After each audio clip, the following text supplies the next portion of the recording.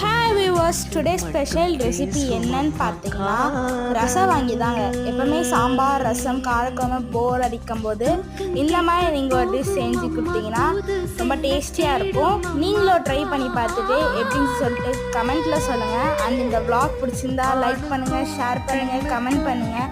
And மறக்காமல் please subscribe பண்ணுங்கள். Thank you for வாட்சிங். Have a nice day and bye.